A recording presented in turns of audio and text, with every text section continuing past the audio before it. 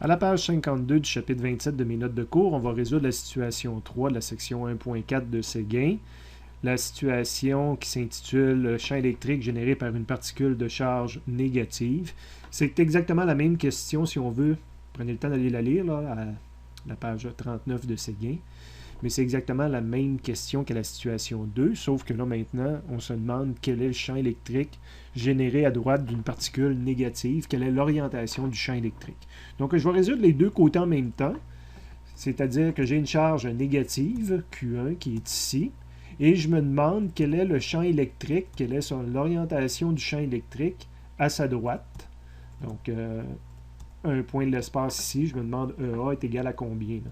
Dans le fond, ici, EA n'est pas encore illustré, si on veut. Là. Justement, je vais essayer de le trouver. Okay?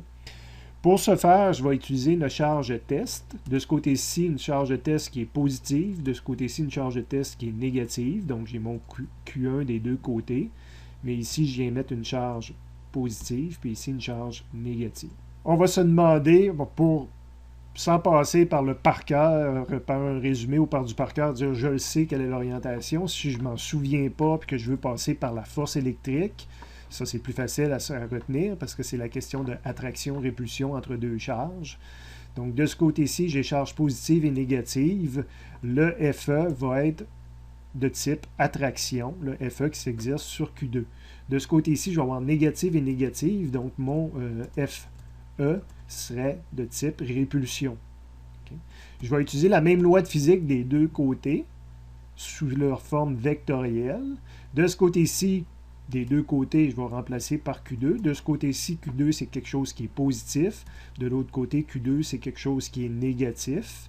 Donc ici, ça m'amène à conclure de ce côté-ci que le EA serait dans le même sens que FE. Donc, de ce côté-ci, ma conclusion, ça aurait été que EA est comme ça. Alors que de l'autre côté, mon FE est vers l'arrière. Ma physique me dit qu'il y a une inversion entre EA et FE. Donc, EA, il y a une inversion par rapport à ce vecteur-là. J'en conclus encore une fois qu'il est dans le même sens. Donc, que je prenne une charge test positive ou test négative, je conclus la même chose.